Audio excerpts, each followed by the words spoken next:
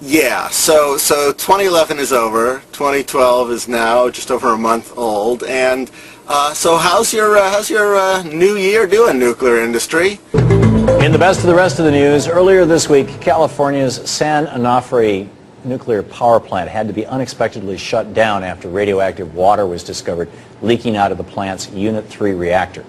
Officials claim the leak is fully contained within the concrete dome of the plant. This comes at the same time that the Nuclear Regulatory Commission is warning that aging nuclear plants in the eastern and central portion of the United States might not be able to withstand an earthquake or its after effects. We're all aware of how an earthquake and subsequent tsunami ravaged the Fukushima nuclear power plant in Japan, causing radiation leakage and poisonings. The NRC is giving operators at vulnerable nuclear plants 4 years here in the United States to conduct seismic tests to determine if their plants can withstand an earthquake.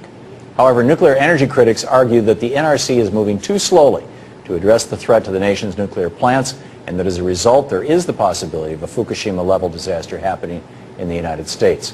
Joining me now to discuss the nation's aging nuclear infrastructure and the NRC's new warning and what's going on in California is Kevin Kamps, radioactive waste watchdog with BeyondNuclear.org. Kevin, welcome. Thank you. Great to have you with us. With regard to the San Onofre plant, why should we worry about them venting radioactive steam?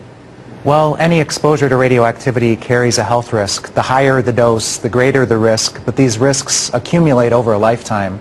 So when the Nuclear Regulatory Commission or Southern California Edison says, oh, it was very low levels, barely detectable, well, the thing is, people live downwind, they live downstream, and we're being exposed to tritium from San Onofre yesterday, from Byron, Illinois, a couple days ago, from Prairie Island, Minnesota. A few days ago, they let be known that last November they had overflowing tritium, and the Prairie Island Indian community lives hundreds of yards away from this facility. That's incredible. So we've got a tritium atom here behind. What is tritium? Why should we care? Tritium is radioactive hydrogen. It goes anywhere that hydrogen goes, which is everywhere. In your body? In your body, in the environment. It can go down to the DNA level inside your body, and it packs a pretty powerful punch at the DNA level or in your cells or your organs. That would be the electrons and particles and whatnot. It's a beta emitter, but if you were to listen to the Nuclear Regulatory Commission or the nuclear industry, they treat tritium like it's not even radioactive, or they say, well, you know, it's mildly radioactive and it dilutes into the environment. Wait a minute, beta emitter, it's throwing off a proton?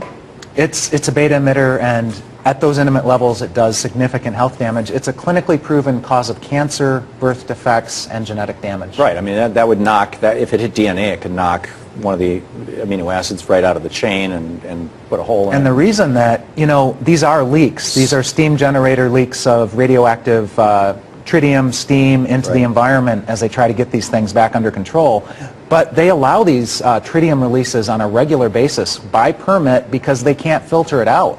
It's such a small atom, hydrogen, it can pass through certain grades of steel, it's actually. the second smallest thing there is. I mean, yeah. Helium and hydrogen, right?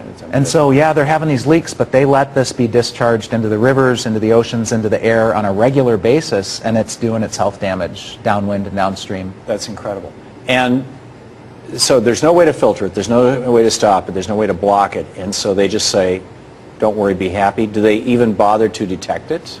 Well, that was one of the misleading statements made by the NRC in Illinois at Byron with this radioactive tritium steam being emitted.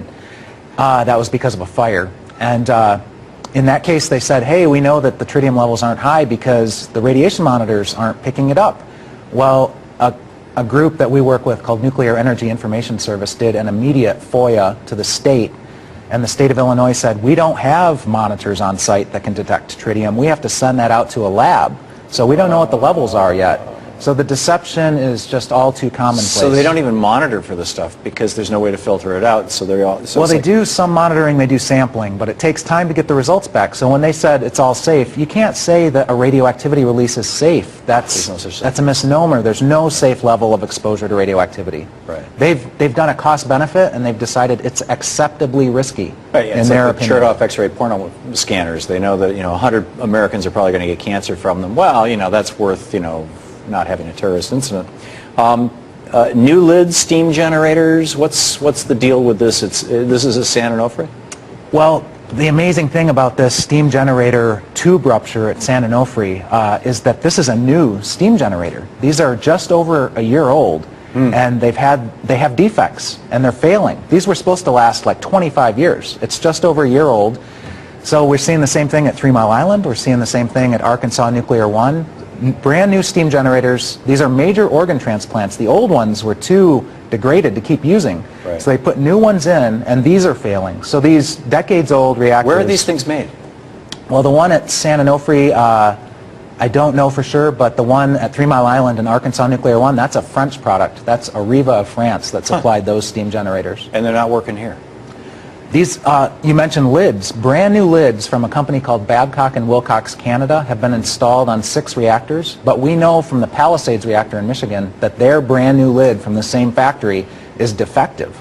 So they didn't put it on. They have an old corroded lid that they're sticking by, which is frightening because they're too worried about this new lid being so defective. But 6 reactors, including Beaver Valley in Pennsylvania, put lids from this factory on their reactors, and we don't know if those were defective or not. They could be. And we won't know until what? Well, we're seeing tube ruptures at San Onofre. If you have a domino effect, a cascade of tube ruptures, and there's thousands of these tubes in these steam generators, right, you could have a loss of coolant accident in the core, which could lead to a meltdown, which could lead to China syndrome, burn through containment, and a catastrophic radioactivity release. So it could become Fukushima, worse than Fukushima, or well, you could have a actually we don't know yet how bad Fukushima is going to get. I mean, if you have a bad enough steam generator failure, and we had a close call at Indian Point near New York City. It was February of 2000. They blew a steam tube. NRC had let them operate to the brink of failure, and then it failed. And if they had had a cascade, I mean, this is 25, 30 miles from New York City. They had another radioactive steam release at that time into the Hudson River Valley. So these nukes are getting old and dangerous. We're in the breakdown phase of the nuclear power in this country. Yeah, and wow. And now the NRC is saying, okay, you all have 4 years to check out these plants and make sure that they're okay with an earthquake. We had an earthquake here in Washington, D.C. a few months ago. Yeah, August 23rd, the North Anna plant had damage on the site. They only inspected one of the reactors and let both of them restart, assuming that the other one was the same as the other one. They had damage to their radioactive waste storage. To climb all over the Washington Monument and find every single crack. They're not checking the nuclear plants? It was a very quick turnaround restart, and we're seeing that at Davis-Besse in Ohio. They have a cracked concrete shield building, and they let them restart anyway, even though they don't know the root cause, they don't know the extent of the cracking, and they don't know how to fix the problem. Wow. So the NRC is really outdoing itself. I mean, this is a captive, this is regulatory capture. This is very much a regulatory so. Agency that's taking huge risks on these hasty restarts. Amazing. Kevin, thanks so much for being with us. Thanks for having me. It's great to see you. Nuclear power is the most dangerous and most expensive form of electric power generation in the world and would not exist in the United States without massive taxpayer subsidies and guarantees in the Price-Anderson Act and other legislation. It's time for all of us to say, no nukes.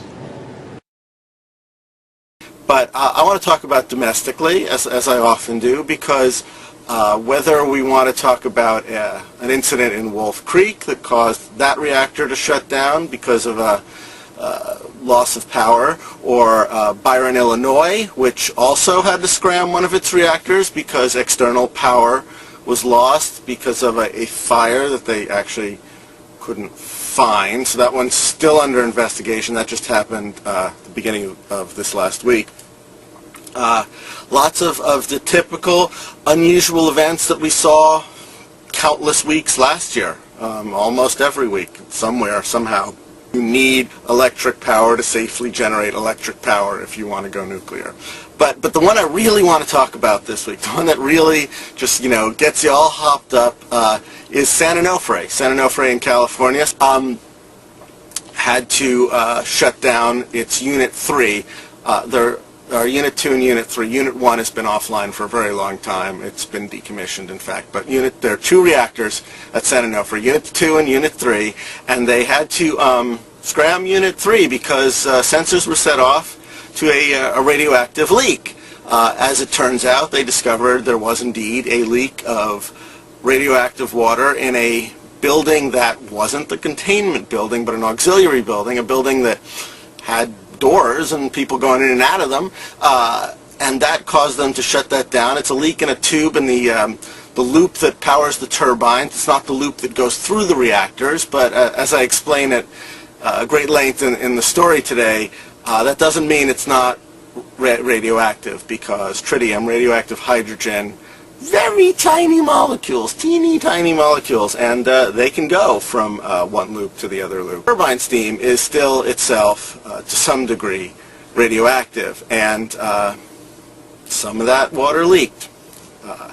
When they vent steam, often it's that steam, that tritium-laced steam, that they vent, and that happened in, for instance, Byron, Illinois this last month as well. But anyway, back to San Onofre. So there was that leak, and that caused them to shut down Unit 3, but Unit 2 is actually the scarier one, because Unit 2 has already been shut down for what was considered to be a routine refueling and maintenance pit stop, like a 2-month pit stop. But during the inspections of this, they discovered that a vast number of the 3/4-inch tubes that run between the heating elements and the turbine, these tubes, had degraded substantially. 2 of them to the extent where they will have to be completely taken out of service.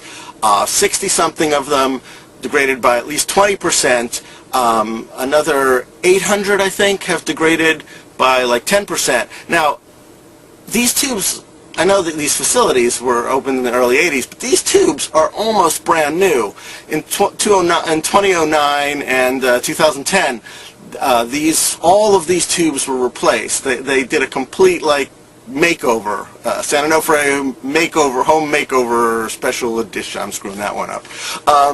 And so these are like new tubes. And as many a nuclear regulatory commissioner will tell you, or the researchers they hire, kind of alarming. You expect this kind of degradation after decades, not after a year and a half, 2 years. So this says either these tubes were improperly manufactured, improperly installed, or improperly maintained. Maybe all three. Not beyond the realm of possibility. But shows you how many different places you can screw up and risk great harm at a nuclear facility right then and there. But more importantly, maybe, they caught it, right? Now we have to decide what to do about it. This facelift cost $670 million. To put that in context, that's $135 million more than the entire federal loan guarantee for Solyndra, the failed solar company. I talk about that in the story as well. But more importantly, this takes San Onofre, both of its units, offline for God knows how long while they inspect all of these tubes, and probably have to replace a good number of them, if they're going to be responsible about it. And this gets to, again, that point that nuclear power is not an efficient way to generate electricity. A darn stupid way to boil water, as Bucky Fuller said. A lot of people, a lot of nuclear advocates will chime in and say, oh yes, nuclear is very expensive when you're building it. To build the plant's phenomenally expensive. Some will even admit, without federal help, you couldn't build any more nuclear facilities, which is, 100% true. You can't build one without federal loan guarantees. But that once these plants are up and running, they basically run 24/7, 365, generating power, and that's, sort of indispensable, somehow economical. But the fact is that they don't run 24/7, 365. San Onofre not generating 1 ounce of power, not 1 kilowatt of power right now, all right? Neither is Wolf Creek in Kansas, one of the 2 Byron reactors, also not churning out anything. Look at 2011, and whether it's North Anna or Calvert Cliffs or Palisades, which was shut down 5 different times last year, or a plant in St. Lucie, Florida, which had to be shut down because it was swarmed by jellyfish. It also killed a lot of endangered groupers, but that's a whole other story.